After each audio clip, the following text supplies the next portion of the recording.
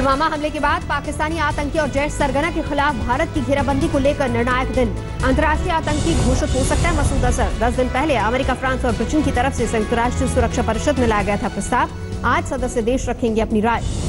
प्रस्ताव को लेकर चीन की राय पर होगी सबकी नजर। चीन ने ऐतराज नहीं किया तो अंतर्राष्ट्रीय आतंकी घोषित हो जाएगा मसूद। भारत की तरफ से इस प्रस्ताव को लेकर कूटनीतिक तेज। विदेश सचिव विजय गोखले हैं अमेरिका के दौरे पर। विजय गोखले ने अमेरिकी गृह विभाग के अधिकारियों से मुलाकात की।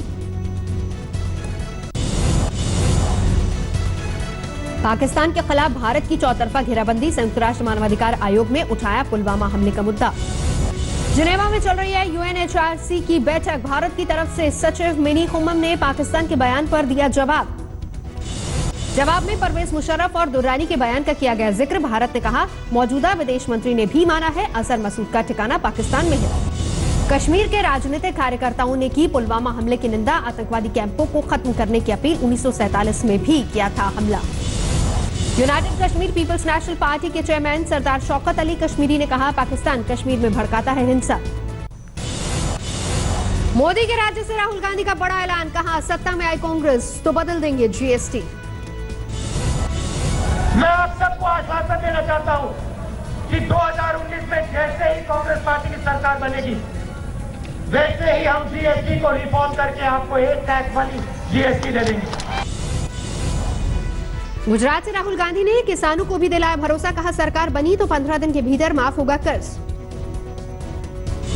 सीडब्ल्यूसी की बैठक के बाद राहुल ने प्रधानमंत्री मोदी पर भी साधा निशाना। कहा अनिल अंबानी को दिए वायुसेना के 30,000 करोड़ रुपए। नरेंद्र मोदी देश को ये नहीं बताते हैं कि उन्हीं पायलट और उसी वायुसेना के जेब में से नरेंद्र मोदी ने 30,000 करोड़ रुपए चोरी करके अनिल अंबानी के जेब में डाला है। राहुल के वादों पर बीजेपी का पलटवार। कहा गांधी की जमीन से कुछ तो सच बोले कांग्रेस के अध्यक्ष।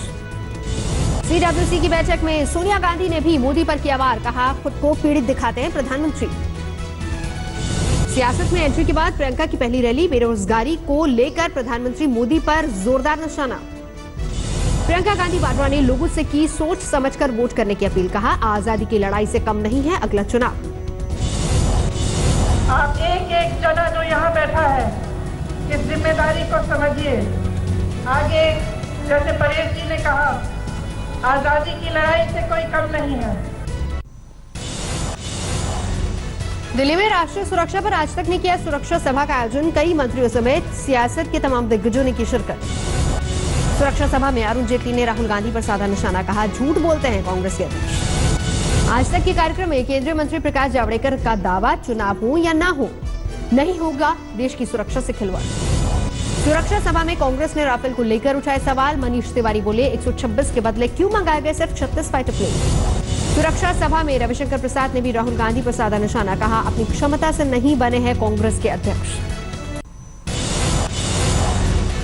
आज तक की सुरक्षा सभा में बोले रेल मंत्री पीयूष गोयल आतंकवाद का सफाया कर पाकिस्तान की मदद कर रहा है भारत।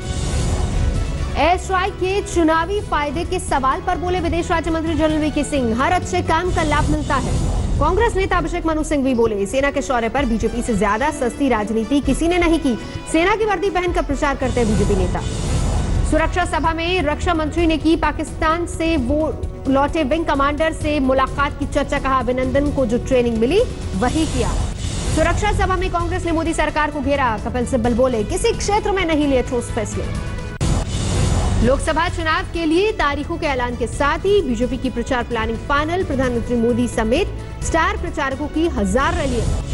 सूत्रों के मुताबिक पीएम मोदी करेंगे करीब 200 जनसभाएं। 7 चरणों के लिए करेंगे प्रचार। सबसे ज्यादा जनसभाएं करने की जिम्मेदारी अमित शाह की। सहयोगी दलों के लिए प्रचार करेंगे बीजेपी के स्टार प्रचारक। बीजेपी और असम गण परिषद असम का लोकसभा के लिए गठबंधन फिर से। बीजेपी नेता राम माधव ने ट्वीट किया। जम्मू कश्मीर में चुनाव के हालात का आकलन करने के लिए चुनाव आयोग में बैठक। होली के बाद कश्मीर का दौरा करेंगे स्पेशल ऑब्जर्वर्स। 2019 को लेकर चुनावी सरगर्मियां तेज। देर रात उद्धव ठाकरे ने से मिलने मातोश्री पहुंचे फडणवीस। रात 11 बजे से करीब 2 घंटे तक चली उद्धव और फडणवीस की मुलाकात। उम्मीदवारों और प्रचार को लेकर चर्चा की उम्मीद। एनसीपी प्रमुख शरद पवार का बयान इस बार बीजेपी को नहीं मिलेगा बहुमत। पवार ने कहा वो ज्योतिषी नहीं है, लेकिन इस बार कम हो जाएंगी बीजेपी की सीटें और चुनना पड़ेगा नया प्रधानमंत्री। बीजेपी के वरिष्ठ नेता रघुनंदन शर्मा का बयान, शिवराज सिंह चौहान विधायक है, नहीं लड़ना चाहिए लोकसभा चुनाव। इथोपिया विमान हादसे के बाद भारत में भी बोइंग 737 मैक्स को उड़ानों पर बैन, डीजीसीए का फैसला। डीजीसीए का आदेश, तुरंत प्रभाव से लागू हुआ फैसला, सुरक्षा उपायों की तसल्ली तक उड़ानों पर रोक। डीजीसीए के फैसले को स्पाइस जेट ने किया लागू, स्पाइस जेट के पास 12 और जेट एयरवेज के पास 5 बोइंग 737 मैक्स। इथोपिया हादसे के बाद कई देशों में इस विमान पर लगाई रोक, ब्राजील, ऑस्ट्रेलिया, चीन और सिंगापुर में भी बैन। इथोपियन विमान हादसे में 157 लोगों की हुई थी मौत। 2018 में इंडोनेशिया में यही विमान हुआ था हादसे का शिकार। महाराष्ट्र के जलगांव में ट्रक और पिकअप गाड़ी में टक्कर, एक की मौत। पटना में फलों के गोदाम में आग, दमकल गाड़ी पहुंचने से पहले ही लाखों का नुकसान। बिहार के बक्सर में ट्रक से कुचलकर 2 लोगों की मौत, लोगों ने थाने में की तोड़फोड़।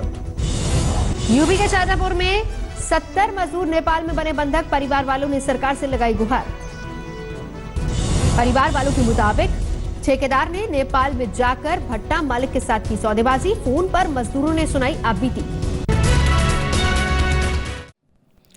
लेटेस्ट खबरों के लिए यूं ही देखते रहिए आज तक और इस वीडियो के पसंद आने पर लाइक, शेयर एंड सब्सक्राइब करना ना भूलें।